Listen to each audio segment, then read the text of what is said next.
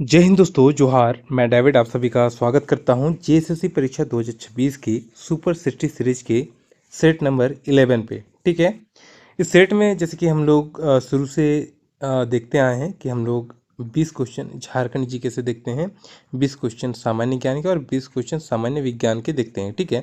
आज हम लोग 25 क्वेश्चन जो है वो देखेंगे झारखंड जीके के। ठीक है। बाकी 20-20 के सेट हैं। ठीक है। तो चलिए ज़्यादा बात नहीं करेंगे, सीधे हम लोग सेशन को स्टार्ट करते हैं। और आज का सेशन काफ़ी महत्वपूर्ण है, अच्छे क्वेश्चन है, तो वीडियो को पूरा देखिएगा, अच्छा लगेगा। आज के सेशन का झारखंड जीके का हमारा पहला क्वेश्चन है कि झारखंड में पंच परगना क्षेत्र मुख्यतः किस जिले में स्थित है।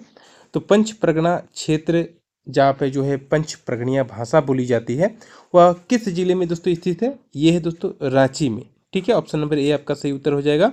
ये बुंडू तमाड़ जो क्षेत्र है सोनाहातू वाला, इधर दोस्तों पंच परगनिया भाषा जो है वो बोली जाती है। ठीक है। आगे बढ़ते हैं।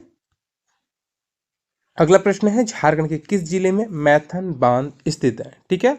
मैथन बांध दोस्तों किस जिले में स्थित है, और ये बांध की अगर हम लोग बात करें तो ये बड़ाकर नदी पे स्थित है। ठीक है। बड़ाकर नदी पे ये स्थित है। काफी बार दोस्तों ये प्रश्न पूछा गया है। तो इसकी बात करें तो ये धनबाद जिले में स्थित है। ठीक है। ऑप्शन नंबर बी आपका सही उत्तर हो जाएगा। ठीक है। मेरे घर से दोस्तों जो मैथन बांध है वो काफी नजदीक है, 8 से 10 किलोमीटर है। यहाँ पे दोस्तों एक कथन दिया गया है और इस प्रकार के प्रश्न आपसे बहुत अधिक पूछे जा सकते हैं, इसीलिए इस प्रकार के क्वेश्चन को शामिल किए हैं। इसमें एक कथन है कि झारखंड का अधिकांश भाग जो है वो छोटा नागपुर पठार का हिस्सा है। ये कथन सत्य है। अगला प्रश्न अगला क्या है कि दामोदर नदी को झारखंड का शोक कहा जाता है। क्या यह सही है? नहीं, ये गलत है, इसे बंगाल का शोक कहा जाता है। अगला क्या है कि स्वर्ण रेखा नदी बंगाल की खाड़ी में गिरती है। ये कथन सत्य है। तो इसका सही उत्तर क्या हो जाएगा दोस्तों? इसका जो सही उत्तर होगा वो 1 और 3, ये सही है। ठीक है। ऑप्शन नंबर सी आपका सही उत्तर हो जाएगा। ठीक है। चलिए आगे बढ़ते हैं अगले प्रश्न की ओर। अगला प्रश्न हमारा क्या है कि निम्न में से कौन सा युग्म गलत है। ठीक है। तो कौन सा युग्म दोस्तों यहाँ पे गलत है? तो ताना भगत आंदोलन की अगर हम लोग बात करें तो ये कब हुआ था दोस्तों? ये 1914 में हुआ था। ठीक है। और ये उरांव जनजाति से संबंधित था, तो ये तो सही हो जाएगा। संताल विद्रोह 1855 में हुआ था, ये भी सही है। कोल विद्रोह 1831 में, ये भी सही है। 31-32 में उलगुलान, ये ऑप्शन गलत हो जाए क्योंकि इसकी जो अगर हम लोग बात करें उलगुलान विद्रोह तो 1899-1900 के बीच ये हुआ था। ठीक है। चलिए आगे बढ़ते हैं अगले प्रश्न की ओर। अगला प्रश्न क्या कहता है कि कालानुक्रम में सही क्रम चुनी। ठीक है। तो यहाँ पे आपको विद्रोह दिए गए हैं और इस प्रकार के दोस्तों 100% इस प्रकार के क्वेश्चन पूछे जाएंगे, इसीलिए इस प्रकार के क्वेश्चन की प्रैक्टिस मैं आपको करा रहा हूँ। बहुत नज़दीक आ गया है आपका जो एग्ज़ाम है, तो प्रिपरेशन पूरा हार्ड रखिएगा।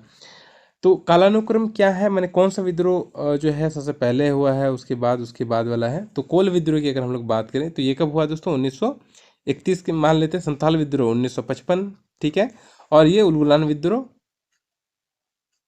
सॉरी, ये 1855, ये 1831 और ये 1899। ठीक है। तो इसका कालानुक्रम इसी प्रकार से हो जाएगा, यानी कि ऑप्शन नंबर ए आपका सही उत्तर हो जाएगा, 1, 2 और 3।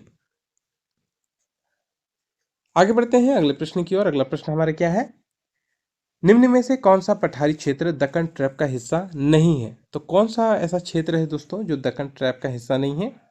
देखिए ये जो तीनों आपको दिख रहे हैं ना, रांची, हजारीबाग और नेतरहाट पठार, ये छोटा नागपुर पठार का हिस्सा है। और छोटा नागपुर पठार जो है उसका अधिकांश भाग जो है वो दक्कन ट्रैप का हिस्सा है। ठीक है। ये याद रखिएगा। और ये जो राजमहल ट्रैप आप देख रहे हैं, ये राजमहल ट्रैप दोस्तों दक्कन पठार का हिस्सा नहीं है, क्योंकि ये जो दक्कन ट्रैप है ये ज्वालामुखी उद्गार से निर्मित ये ट्रैप है। ठीक है। तो इस चीज को याद रखिएगा। इसका सही उत्तर ऑप्शन नंबर डी हो जाएगा, राजमहल ट्रैप। ठीक है। चलिए आगे बढ़ते हैं अगले प्रश्न की ओर। अगला प्रश्न हमारे क्या है कि निम्न में से कौन सा युग्म गलत है। इसमें आपको देखना है कौन सा युग्म गलत है। तो घाटशिला तमा के लिए है, जादूगढ़ यूरेनियम के लिए है, नोवामुंडी ये आपका गलत है, यानी कि ऑप्शन नंबर सी आपका सही उत्तर होगा। नोवामुंडी दोस्तों पश्चिमी सिंहभूम में है और ये लोहा के लिए ये जाना जाता है। ठीक है। यहाँ पे लोहा के लिए जाना जाता है, झरिया कोयला के लिए जाना जाता है। ठीक है। तो ऑप्शन नंबर सी आपका सही उत्तर हो जाएगा। आगे बढ़ते हैं अगले प्रश्न की ओर। अगला प्रश्न हमारे क्या है कि झारखंड में सर्वाधिक जनसंख्या वृद्धि दर वाला जिला कौन सा है।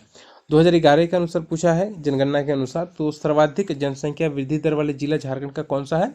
तो देखिए अगर यहाँ पे ऑप्शन में एक ऑप्शन रहता है, अगर कोडरमा रहता, ठीक है, तो सही उत्तर कोडरमा होता है, लेकिन अगर कोडरमा नहीं है तो फिर आपको जो ऑप्शन दिया है इसमें सही उत्तर पाकुड़ हो जाएगा। ठीक है, सही उत्तर पाकुड़ हो जाएगा। ठीक है, चलिए आगे बढ़ते हैं अगले प्रश्न की ओर। अगला प्रश्न क्या है हमारा कि झारखंड पार्टी के संस्थापक कौन थे। काफी इंपॉर्टेंट है, कई बार क्वेश्चन पूछा जा चुका है। झारखंड पार्टी की स्थापना की बात करें तो 1950 में हुआ था। ठीक है, और किसने किया था, तो जयपाल सिंह मुंडा ने किया था। किसने किया था, जयपाल सिंह मुंडा ने।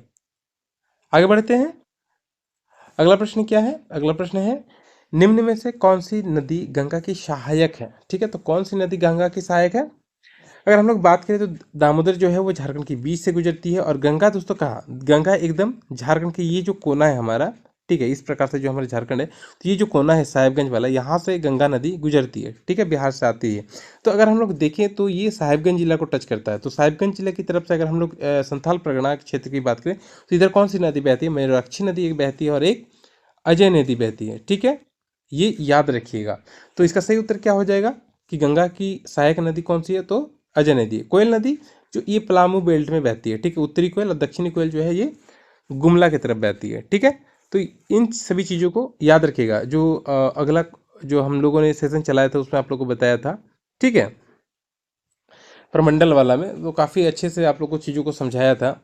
देखिए मैप को जब आप लोग बहुत अच्छे से कवर कर लीजिएगा ना, तो आपको बहुत सारे क्वेश्चन में बार बार बताता हूँ कि झारखंड मैप को बहुत अच्छे से कवर करिए। जो मैंने झारखंड मैप का आपको दिया है सेशन, उसमें आप देखिएगा आपको बहुत अच्छे से मैंने नदियों को समझाया है प्रमंडल के अनुसार। तो चीज़ों को अगर आप कॉन्सेप्ट क्लियर रखिएगा मैप को, तो आपके बहुत सारे क्वेश्चन जो है ऐसे मुंह मुंह में सीधे आपको उसका आंसर आपको पता चल जाए कि इसका सही उत्तर क्या हो जाएगा। ठीक है, चलिए 10वें क्वेश्चन पे हम लोग आते हैं। और क्वेश्चन क्या है कि संथाल, यहाँ पे दोस्तों एक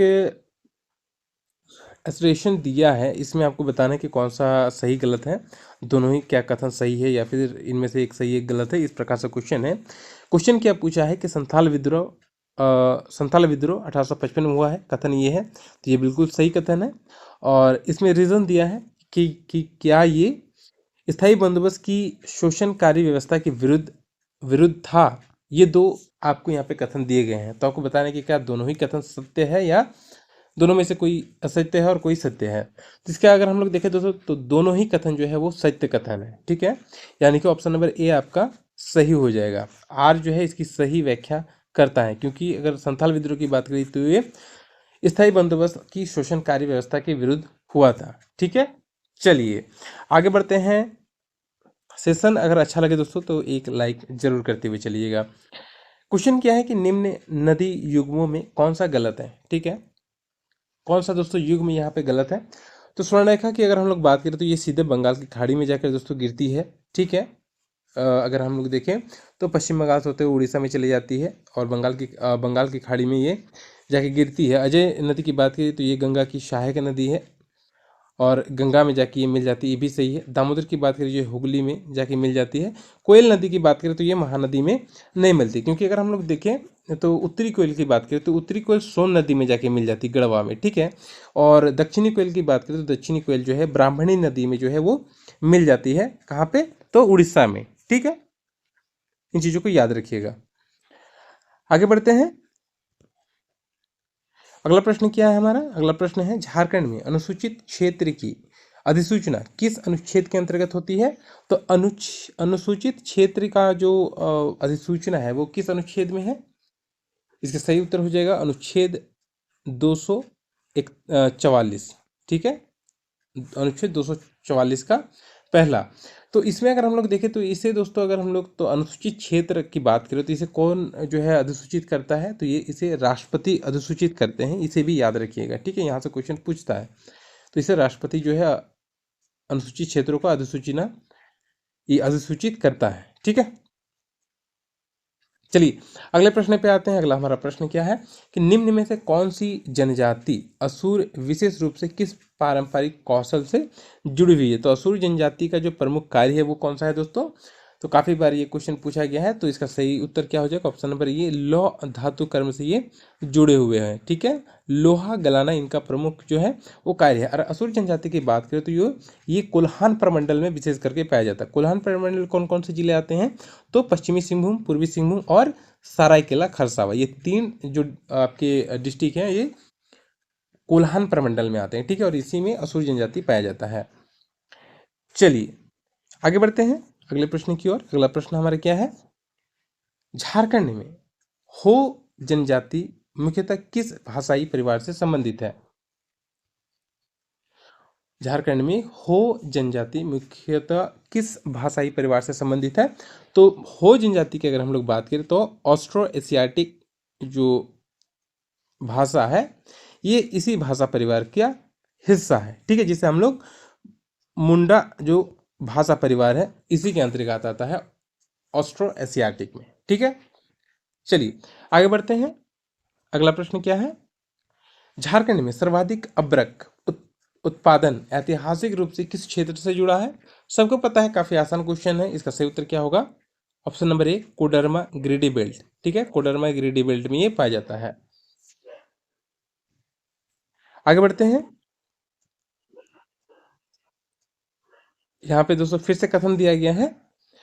कथन क्या कहता है कि क्या झारखंड में नगरीय जनसंख्या का प्रतिशत राष्ट्रीय औसत से कम है? कि ये कथन सही है? आपको सोचना है। और दूसरा है कथन कि धनबाद राज्य का सर्वाधिक नगरीकृत जिला है। धनबाद राज्य, सॉरी, हाँ ठीक है, धनबाद राज्य का सर्वाधिक नगरीकृत जिला है। तो इसमें से कौन सा कथन सही है और कौन सा गलत है दोस्तों?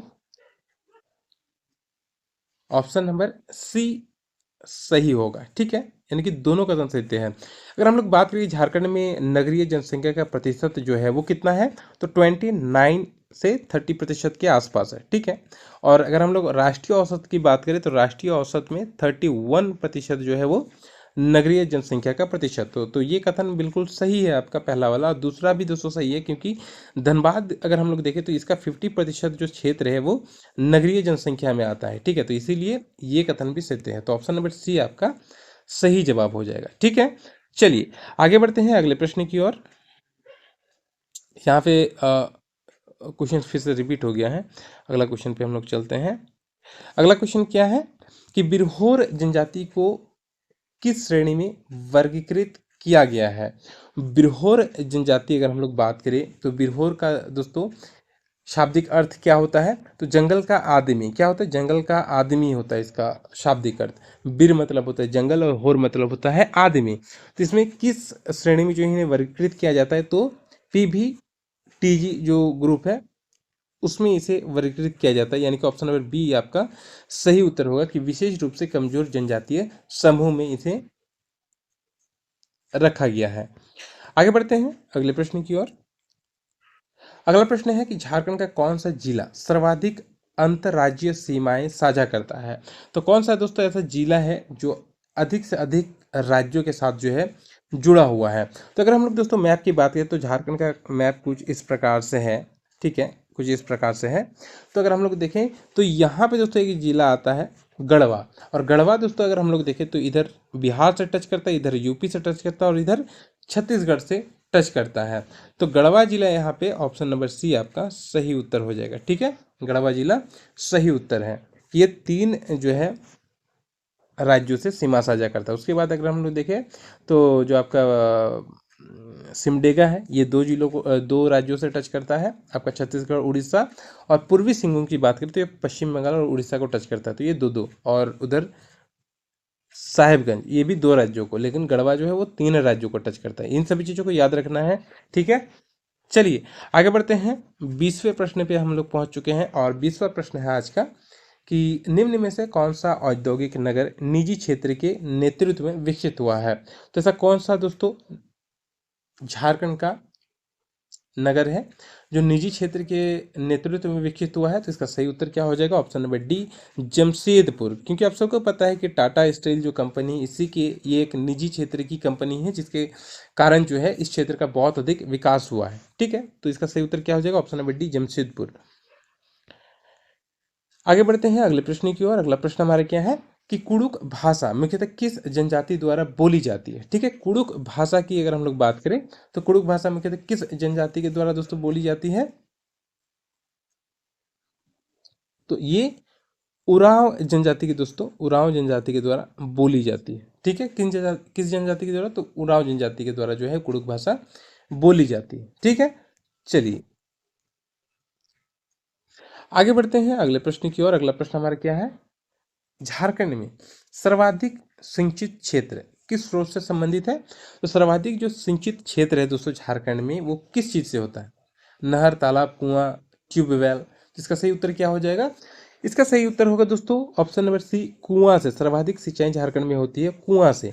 लगभग अगर हम लोग देखें तो 30% के आसपास दोस्तों कुआं से सिंचाई पूरे झारखंड में होती है। और इसका प्रमुख अगर हम लोग डिस्ट्रिक्ट की बात करें झारखंड में, तो गुमला जिला इसमें प्रमुख दोस्तों है, गुमला और गिरिडीह। ठीक है, ये ऐसे डिस्ट्रिक्ट है जहाँ पे सर्वाधिक जो है कुएं से सिंचाई होती है। क्योंकि अगर हम लोग देखें तो झारखंड का जो स्ट्रक्चर है पूरे राज्य का, वो किस प्रकार से है? तो पहाड़ी क्योंकि राज्य है ये। ठीक है, तो यहाँ पे इसी कारण से दोस्तों कुएं से बहुत अधिक सिंचाई होती है। ठीक है, और दूसरे नंबर पे अगर हम लोग देखें तो तालाब आता है और तीसरे नंबर पे नहर आता है। ठीक है, पहले नंबर पे कुआं, दूसरे पे तालाब और तीसरे पे नहर आएगा। चलिए आगे बढ़ते हैं अगले प्रश्न की ओर। और 23वां क्वेश्चन है आज का हमारा कि निम्न में से कौन सी फसल झारखंड में खरीफ प्रधान है? ठीक है, तो झारखंड की अगर हम लोग बात करें तो यहाँ पे खरीफ प्रधान फसल प्रमुख कौन सी है? सही उत्तर क्या होगा? ऑप्शन नंबर ए, धान। कौन सी है? धान प्रमुख खरीफ फसल है। बाकी जौ, गेहूं और चना जो है ये रबी फसलें हैं। ठीक है, ये रबी फसलें जो कि अक्टूबर नवंबर में बोई जाती है। आगे बढ़ते हैं अगले प्रश्न की ओर। अगला प्रश्न हमारा, नागपुरी भाषा किस भाषाई परिवार से संबंधित है? नागपुरी भाषा की अगर हम लोग बात करें, जिसे सदानी भाषा भी कहा जाता है, तो ये किस भाषा परिवार से संबंधित है? तो इसे इंडो आर्यन भाषा कहा जाता है। ठीक है, क्या भाषा, किस भाषा परिवार से? तो इंडो आर्यन भाषा परिवार से संबंधित है, याद रखिएगा। ठीक है, आगे बढ़ते हैं। और ये झारखंड जीके का आज का हमारा आखिरी प्रश्न है। ठीक है, इसमें हमने आज का जो सेशन है इसमें 5 क्वेश्चन मैंने बढ़ाए थे, क्योंकि आपका एग्ज़ाम जो है काफ़ी नज़दीक है। तो जितना अधिक क्वेश्चन आपसे मैं करवा सकता हूँ उतने क्वेश्चन करवाने का प्रयास कर रहा हूँ। ठीक है, तो और अगर हम लोग देखें तो 22 मार्च दोस्तों काफ़ी नज़दीक है। पढ़ाई पर पूरी तरीके से फोकस रहिएगा आप लोग। ठीक है, बहुत कठिन मेहनत के बाद आपको ये मौका मिला है नौकरी लेने का, तो हाथ से मत जाने दीजिएगा। सेशन में आते हैं और क्वेश्चन को देखते हैं। क्वेश्चन क्या है कि झारखंड में पलामू टाइगर रिजर्व किस नदी बेसिन में स्थित है? तो पलामू टाइगर रिजर्व की अगर हम लोग बात करें तो ये किस जिले में स्थित है दोस्तों? पलामू टाइगर रिजर्व, तो ये अगर हम लोग देखें तो ये पलामू में है। और पलामू में ये कोयल नदी बेसिन में दोस्तों ये स्थित है। ठीक है, कोयल नदी बेसिन में अगर हम लोग देखें तो कोयल नदी दो तरफ बहती है झारखंड में, एक उत्तरी कोयल और एक दक्षिणी कोयल। उत्तरी कोयल की अगर हम लोग बात करें दोस्तों तो ये पलामू, लातेहार, गढ़वा, इन यानी कि अगर हम लोग देखें तो इस तरफ बहती है। ठीक है, पलामू प्रमंडल में ये बहती है।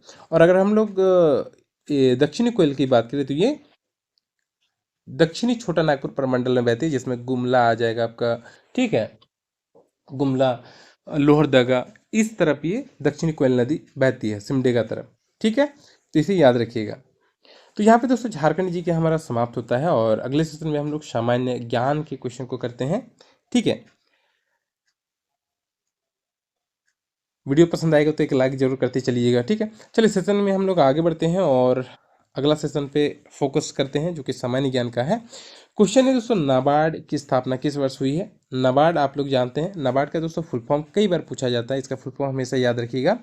ठीक है, क्या होता है कि national bank for agriculture research and development. क्या होता है? National bank for agriculture research and development. ठीक है, इसकी स्थापना की बात करें तो 1982 में इसकी स्थापना हुई है। ठीक है, ऑप्शन नंबर बी आपका सही उत्तर हो जाएगा। और ये किस कृषि और ग्रामीण डेवलपमेंट पे दोस्तों आधारित है। ठीक है, ये बैंक। आगे बढ़ते हैं अगले प्रश्न की ओर। अगला प्रश्न है हमारा कि निम्न में से कौन सा कर प्रत्यक्ष कर है? ठीक है, प्रत्यक्ष कर की अगर हम लोग बात करें तो वैसा कर दोस्तों जो सीधे तौर पे हम लोग सरकार को देते हैं, सीधे तौर पे। ठीक है, तो ये कौन सा कर है दोस्तों जो सीधे तौर पे हम लोग देते हैं? तो इसका सही उत्तर होगा ऑप्शन नंबर सी, आयकर। ठीक है, आयकर जो है ये सीधे तौर पे हम लोग जो है सरकार को देते हैं। संपत्ति कर हो गया, आयकर हो गया, ठीक है, तो ये सीधे तौर पर हम लोग सरकार को देते हैं। और जीएसटी वगैरह जैसे कोई सामान हम लोग खरीदते हैं तो उसके बेसिस पे दोस्तों चला जाता है सरकार को। आगे बढ़ते हैं अगले प्रश्न की ओर। अगला प्रश्न है, ओलंपिक खेल का आयोजन कितने वर्षों में एक बार होता है? तो ओलंपिक खेल आप सबको पता है इसका जो आयोजन होता है वो प्रत्येक 4 वर्ष में एक बार होता है। ठीक है, प्रत्येक 4 वर्ष में एक बार जो है वो ओलंपिक खेल का आयोजन होता है। आगे बढ़ते हैं अगले प्रश्न की ओर। अगला प्रश्न है, सुभाष चंद्र बोस ने आज़ाद हिंद फौज की स्थापना कहाँ की थी? तो सुभाष चंद्र बोस की अगर हम लोग बात करें तो इन्होंने जो है आज़ाद हिंद फौज की जो स्थापना है वो 1943 में किया था। ठीक है, 1943 में कहाँ पे किए थे इन्होंने? तो इनका सही उत्तर हो जाएगा ऑप्शन नंबर ए, सिंगापुर। ठीक है, कहाँ पे? सिंगापुर में इन्होंने किया था। आगे बढ़ते हैं अगले प्रश्न की ओर। अगला प्रश्न हमारे क्या है कि निम्न में से कौन सा स्थल पक्की ईंटों के उन्नत जल निकास तंत्र के लिए प्रसिद्ध है? यानी कि दोस्तों अगर हम देखें तो सिंधु घाटी सभ्यता से रिलेटेड ये प्रश्न है और यहाँ पे बताया पूछा गया है कि कौन सा ऐसा स्थल है जो पक्की ईंटों के उन्नत जल निकास तंत्र के लिए प्रसिद्ध था? तो इसका सही उत्तर क्या हो जाएगा? ऑप्शन नंबर डी, मोहनजोदड़ो, जो सिंधु घाटी सभ्यता का एक प्रमुख नगर था। ठीक है, और यहाँ पे बहुत अच्छी तरीके से चीज़ों को व्यवस्थित रूप से बनाया गया था। आगे बढ़ते हैं अगले प्रश्न की ओर। अगला प्रश्न है हमारा, अजंता गुफाएं मुख्यतः किस संप्रदाय से संबंधित है? अजंता गुफाएं, ठीक है, ये कितनी है? और तो 29 से 30 गुफाएं हैं टोटल। ठीक है, तो ये किस संप्रदाय से संबंधित है? तो इसका सही उत्तर क्या हो जाएगा? ऑप्शन नंबर बी, ये बौद्ध धर्म से संबंधित है। आगे बढ़ते हैं अगले प्रश्न पे। अगला प्रश्न क्या है कि भारतीय राष्ट्रीय कांग्रेस की स्थापना किसने की थी? भारतीय राष्ट्रीय कांग्रेस की स्थापना की अगर हम लोग बात करें तो इसकी स्थापना जो है ए ओ ह्यूम ने किया था। किसने किया था? ए ओ ह्यूम ने। कब किया था? तो 1885 में किया था। ठीक है, ए ओ ह्यूम ने। आगे बढ़ते हैं अगले प्रश्न की ओर। अगला प्रश्न है हमारा, नर्मदा नदी किस दिशा में बहती है? नर्मदा नदी जो कि कहाँ से निकलती है दोस्तों? ये अमरकंटक से निकलती है और ये किस दिशा में बहती है? तो ये पूरब से पश्चिम की ओर बहती है। किधर? पूरब से पश्चिम की ओर। अगर भारत की अधिकतर नदियों की अगर आप लोग बात करें तो अधिकतर नदियाँ जो है वो पश्चिम से, क्योंकि भारत का जो ढलान है वो पश्चिम से किधर है? पूर्व की ओर। लेकिन अगर हम लोग देखें तो जो नर्मदा नदी ये उल्टी बहती है, पूरब से पश्चिम की ओर जाती है। ठीक है, चलिए आगे बढ़ते हैं अगले प्रश्न की ओर। अगला प्रश्न क्या है कि भारत का सबसे बड़ा कोयला उत्पादक राज्य कौन सा है? तो भारत का सबसे बड़ा कोयला उत्पादक राज्य की हम लोग अगर बात करें तो करंट में देखें तो झारखंड दोस्तों टॉप पे आ गया है। पहले दोस्तों अगर हम लोग बात करें 2024-25 में तो 24-25 में जो है उड़ीसा राज्य चला गया था, लेकिन फिर से अभी झारखंड जो है टॉप पे आ गया है। ठीक है, आगे बढ़ते हैं अगले प्रश्न की ओर। अगला प्रश्न क्या है कि भारत की सबसे लंबी तटरेखा वाला राज्य कौन सा है? तो अगर हम लोग देखें तो सबसे अधिक तटरेखा दोस्तों जो समुद्र से सबसे अधिक लंबी तटरेखा कौन सा राज्य बनाता है? तो इसका सही उत्तर हो जाएगा ऑप्शन नंबर डी, गुजरात। ठीक है, कितने किलोमीटर का? तो 1600 किलोमीटर का जो है लंबा ये तटरेखा बनाता है। ठीक है, और इसके बाद देखें तो तमिलनाडु का स्थान आता है सेकंड नंबर पे। ठीक है, चलिए आगे बढ़ते हैं अगले प्रश्न पे। अगला प्रश्न क्या है, जीडीपी का पूर्ण रूप क्या है? जीडीपी का पूर्ण रूप क्या है, जिसे हम लोग क्या कहते हैं हिंदी में? सकल घरेलू उत्पाद। ठीक है, जीडीपी का पूर्ण रूप क्या है? तो हिंदी में बोले तो सकल घरेलू उत्पाद, और अगर अंग्रेजी में जाए तो ग्रॉस डोमेस्टिक प्रोडक्ट। क्या हो जाएगा? Gross domestic product. Option number A आपका सही उत्तर होगा। आगे बढ़ते हैं अगले प्रश्न पे। अगला प्रश्न हमारे क्या है कि डॉक्टर एपीजे अब्दुल कलाम भारत के किस क्रम के राष्ट्रपति थे? ठीक है, जिसे दोस्तों अगर देखें तो डॉक्टर एपीजे अब्दुल कलाम को भारत का मिसाइल मैन कहा जाता है। और ये भारत के किस क्रम के राष्ट्रपति थे? तो ये 11वें राष्ट्रपति थे भारत के। ठीक है, इनका कार्यकाल की बात करें तो 2002 से 2007 तक दोस्तों इनका कार्यकाल था। ठीक है, 2002 से 2007 तक का इनका पीरियड था। आगे बढ़ते हैं अगले प्रश्न की ओर। अगला प्रश्न क्या है कि भारत में काली मिट्टी का सर्वाधिक विस्तार किस राज्य में है। ठीक है, काली मिट्टी का जो विस्तार है वो किस राज्य में सर्वाधिक है, तो सबको पता है कि महाराष्ट्र में है। और ये अगर हम लोग देखें तो ये दक्कनी जो ट्रैप है, मैंने अभी आपको कहा था कि दक्कन ट्रैप, तो ये इसका अधिकांश भाग दोस्तों महाराष्ट्र में, जहाँ पे काली मिट्टी बहुत अधिक पाया जाता है और कपास की खेती के लिए ये प्रमुख प्रमुख रूप से जो है उपयुक्त मिट्टी है। आगे बढ़ते हैं अगले प्रश्न की ओर। अगला हमारा प्रश्न है कि लिपू लेक दर्रा भारत को किस राज्य से किस देश से जोड़ता है। लिपू लेक दर्रा कहाँ स्थित है दोस्तों, ये स्थित है उत्तराखंड में। कहाँ स्थित है, उत्तराखंड में ये स्थित है। ठीक है, लिपू लेक दर्रा, और ये अगर हम लोग देखें तो ये भारत को जो है वो चीन से जोड़ता है। ठीक है, भारत को चीन से जोड़ता है, और ये ऐसा जगह पे दोस्तों बनाया गया है जहाँ पे भारत, चीन और नेपाल के बॉर्डर दोस्तों एकदम आसपास है। आगे बढ़ते हैं अगले प्रश्न की ओर। अगला प्रश्न हमारा क्या है, विशाखापट्टनम किस प्राकृतिक तट पर स्थित है। काफी बार दोस्तों ये क्वेश्चन पूछा गया है और मैंने भी आप लोग को एक दो बार इस प्रश्न को जो है कराया है। तो विशाखापट्टनम की बात करें तो ये पूर्वी तट पर स्थित है, और इसकी अगर हम लोग बात करें तो ये कोरोमंडल, ठीक है, पूर्वी तट में कोरोमंडल तट पर जो है विशाखापट्टनम आता है। ये आंध्र प्रदेश में स्थित है। ठीक है, कहाँ पे है, आंध्र प्रदेश में। आगे बढ़ते हैं अगले प्रश्न की ओर। अगला प्रश्न है हमारा कि मधुबनी पेंटिंग किस राज्य की लोक कला है। मधुबनी पेंटिंग, तो मधुबनी पेंटिंग जो है वो बिहार की प्रमुख जो है वो पेंटिंग है। ठीक है, जिसे मिथिला पेंटिंग भी कहा जाता है। मधुबनी पेंटिंग को क्या, तो मिथिला पेंटिंग भी कहा जाता है। ठीक है, याद रखिएगा। आगे बढ़ते हैं अगले प्रश्न की ओर। अगला हमारा प्रश्न क्या है कि अंतर्राष्ट्रीय योग दिवस कब मनाया जाता है। अंतर्राष्ट्रीय योग दिवस की अगर हम बात करें तो सबको बताइए 21 जून को जो है वो मनाया जाता है। ठीक है, चलिए, प्रमुख दिवस से एक क्वेश्चन आपको 100% पूछेगा, याद रखिएगा। अगला प्रश्न है कि थॉमस कप किस खेल से संबंधित है। थॉमस कप की अगर हम लोग बात करें तो इसकी अगर शुरुआत की बात करें तो 1949 में इस कप को, अगर इस कप की बात करें तो 1949 में इसकी शुरुआत हुई थी, और ये बैडमिंटन से संबंधित है। ठीक है, ऑप्शन नंबर डी आपका सही उत्तर हो जाएगा। आगे बढ़ते हैं अगले प्रश्न की ओर, और सामान्य ज्ञान के ये सेकंड लास्ट क्वेश्चन है हमारा। क्वेश्चन है कि पद्मा अवार्ड की घोषणा किस अवसर पर की जाती है। ठीक है, पद्मा अवार्ड अभी दोस्तों हाल फिलहाल में इसकी घोषणा किया गया है, और हाल फिलहाल में अगर हम लोग देखें तो कौन सा दिवस था दोस्तों, तो अभी 26 जनवरी यानी कि गणतंत्र दिवस मनाया गया है। ठीक है, ऑप्शन नंबर सी आपका सही उत्तर होगा, और गणतंत्र दिवस की जो शाम है उस टाइम पद्मा अवार्ड की घोषणा की जाती है। आगे बढ़ते हैं सामान्य ज्ञान का ये हमारा आखिरी प्रश्न होगा। क्वेश्चन क्या है कि कैलाश सत्यार्थी को नोबेल शांति पुरस्कार किस वर्ष दिया गया था। देखिए, कैलाश सत्यार्थी को अगर आप लोग नहीं जानते तो आपको ये चीज़ पता होनी चाहिए कि जो बच्चे हैं उनके अधिकारों के लिए इन्होंने बहुत अधिक संघर्ष किया है। उनको अधिकार दिलाने में, खास करके जो बाल श्रम से संबंधित जो घटनाएं थी जो भारत में बहुत अधिक होती है, अगर बाल मजदूर आप लोग देखिएगा तो बहुत जगहों पे आप लोग देखेंगे, तो इनके अधिकारों के लिए उन्होंने बहुत अधिक संघर्ष किया।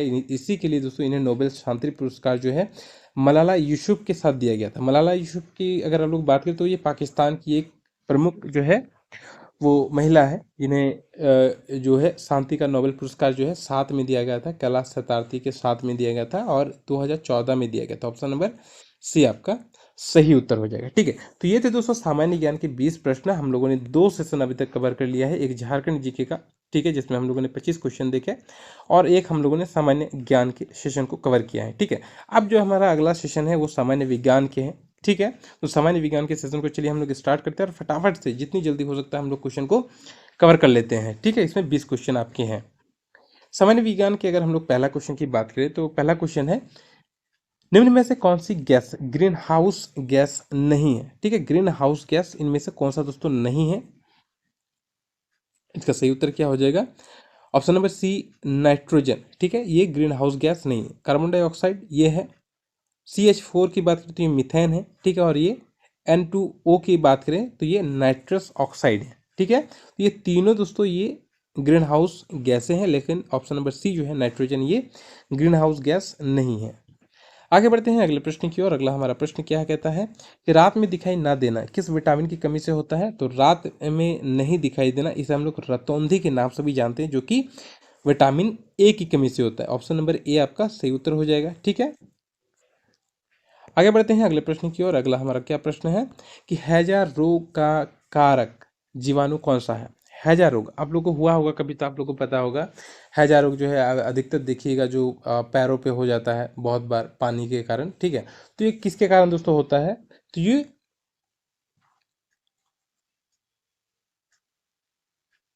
वाइब्रियो कॉलेरिया के कारण जो होता है ये होता है। ठीक है, वाइब्रियो कॉलेरिया, ठीक है, इसी कारण दोस्तों ये होता है। ऑप्शन नंबर ए आपका सही उत्तर होगा।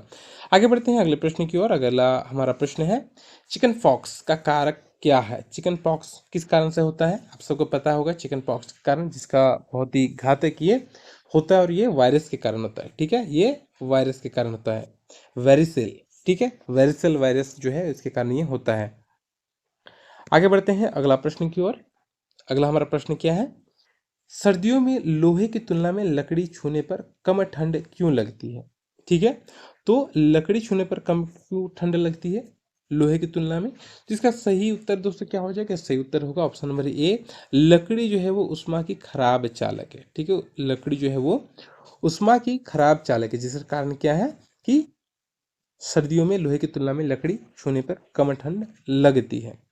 आगे बढ़ते हैं अगले प्रश्न की ओर। अगला प्रश्न है इंद्रधनुष बनने का कारण क्या है। तो इंद्रधनुष दोस्तों आप लोगों ने बादलों के बीचों में कई बार देखा, बचपन में हम लोग काफ़ी ज़्यादा जब उठता था तो काफ़ी ज़्यादा हम लोग इसमें मज़ा लेते थे बहुत ज़्यादा, और फिर बारिश हो जाती थी। तो अगर हम लोग देखें तो इसका बनने का प्रमुख कारण क्या है, तो ऑप्शन नंबर डी होगा, परावर्तन और अपवर्तन। ठीक है, अगर विवर्तन भी रहे तो भी ये ऑप्शन नंबर डी ही आपका सही होगा। ठीक है, परावर्तन अपवर्तन और विवर्तन भी रहे तो कोई बात नहीं। आगे बढ़ते हैं अगले प्रश्न की ओर। अगला प्रश्न हमारा क्या है कि दूध उबलते समय अचानक बाहर क्यों निकल जाता है। ठीक है, दूध जब हम लोग गर्म करते हैं तो अधिकतर अगर हम लोग ध्यान ना दें तो फिर वो उबल कर क्या होता है कि फैन जो है उसका वो बाहर निकल जाता है। ऐसा क्यों होता है, इसका सही कारण है दोस्तों ऑप्शन नंबर बी, भाप की परत बनने से। ठीक है, भाप की एक लेयर बन जाती है जिसके कारण जो ये बाहर निकल आती है। आगे बढ़ते हैं अगले प्रश्न की ओर। अगला हमारा प्रश्न क्या है कि बिजली कड़कने की आवाज़ देर से क्यों सुनाई देती है। काफ़ी बार इस चीज़ को आप लोगों ने महसूस किया है कि जब भी बारिश होती है तो बिजली कड़कती है, तो हम लोग को दिखाई तो पहले दे देता है लेकिन आवाज़ बाद में सुनाई देता है। इसका मुख्य कारण दोस्तों यही है कि प्रकाश की जो चाल है वो ध्वनि से काफ़ी गुना अधिक है, प्रकाश की चाल, जिसके कारण क्या है कि हमें जो है दिखाई तुरंत देता है लेकिन सुनाई बाद में देता है। ठीक है, तो इसका सही उत्तर क्या होगा, ध्वनि की चाल कम है। ठीक है, इसका लगभग 350, ठीक है, 350 मीटर प्रति सेकंड के आसपास इसकी चाल है। आगे बढ़ते हैं अगले प्रश्न की ओर। अगला हमारा प्रश्न है कि शीशे पर सांस छोड़ने से धुंध क्यों बनती है।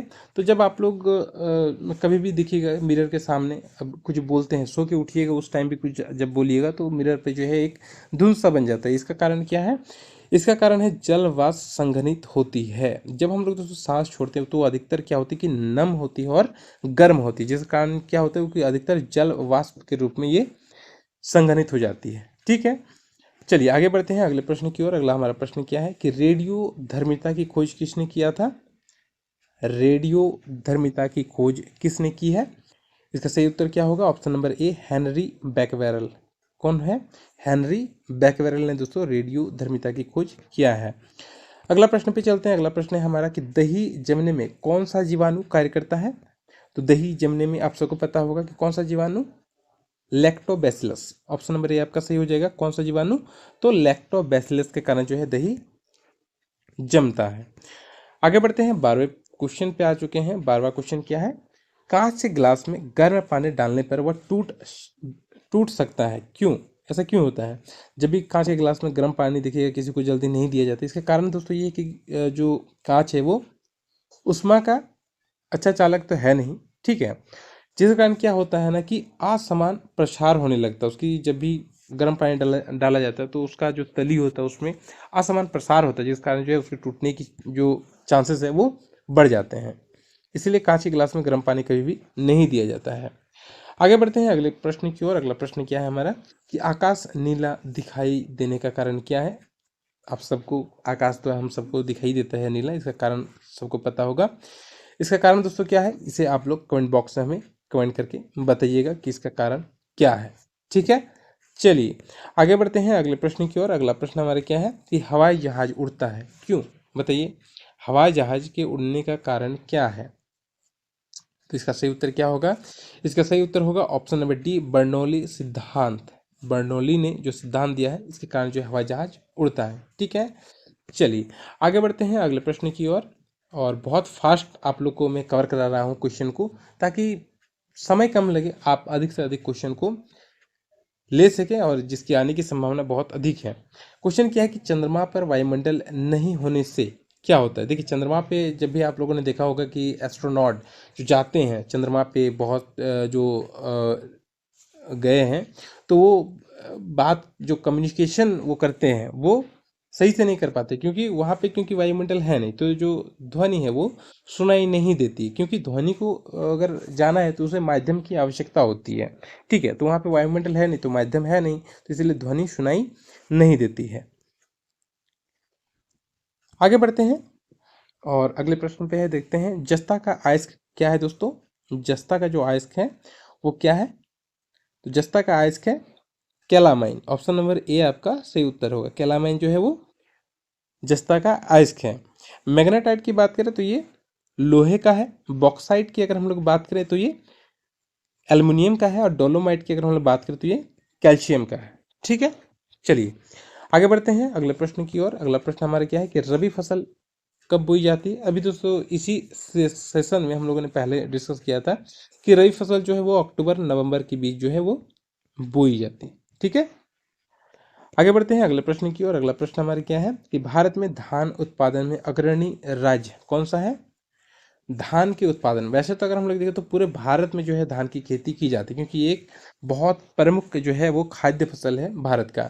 तो सबसे अगर हम लोग पहले देखें तो अग्रणी राज्य, जो पहला राज्य है जो सबसे अधिक धान उत्पादन करता है वो है West Bengal. Option number B आपका सही उत्तर होगा, पश्चिम बंगाल। ठीक है, ये पूरे भारत का अगर देखें तो 15% जो चावल है पूरे भारत का वो अकेले उत्पादन करता है। ठीक है, आगे बढ़ते हैं अगले प्रश्न की ओर। अगला हमारा प्रश्न क्या है कि एक्सरे की खोज किसने किया था? ठीक है, क्या है? एक्सरे जो मशीन है, जो कि जब आप मेडिकल क्षेत्र में जाएंगे, जब भी कोई आपको, जब कोई बीमार होते हैं, भगवान करे ना हो, लेकिन जब जाते हैं तो एक्सरे कराने की आवश्यकता हम लोग को होती है। तो इस मशीन की खोज जो है किसने किया था? सही उत्तर होगा ऑप्शन नंबर ए, रॉन्टेजन। किसने? रॉन्टेजन ने जो है इसकी खोज की थी। और आज का आखिरी प्रश्न दोस्तों, वीडियो पसंद आए तो एक लाइक जरूर करिएगा और चैनल पे नए हैं तो सब्सक्राइब करते हुए जाइएगा, ताकि आपको जो इसी प्रकार से बहुत सारी अपडेट जो है झारखंड से संबंधित वो मिलती रहे। आखिरी क्वेश्चन करते हैं। चलिए, क्वेश्चन है कि धान में खैरा रोग किस तत्व की कमी से होता है? धान का जो खैरा रोग है वो किस तत्व की कमी से होता है? तो इसका सही उत्तर होगा ऑप्शन नंबर ए, जिंक की कमी से दोस्तों ये होता है। जस्ता, जिसको हम लोग जिंक को क्या बोलते हैं? जस्ता। इसी कारण से जो है धान का खैरा रोग होता है। तो ये थे दोस्तों आज के प्रमुख 60 क्वेश्चन। ठीक है, वैसे तो 65 क्वेश्चन हम लोगों ने कवर किया, लेकिन 60 क्योंकि हम लोग सीरीज चला रहे हैं, तो ये प्रमुख जो क्वेश्चन थे वो आज के काफ़ी महत्वपूर्ण सेशन रहा। वीडियो कैसा लगा कमेंट बॉक्स में बताइएगा। मिलते हैं नेक्स्ट वीडियो में, फिलहाल इतना ही। तब तक के लिए जय हिंद, जय भारत।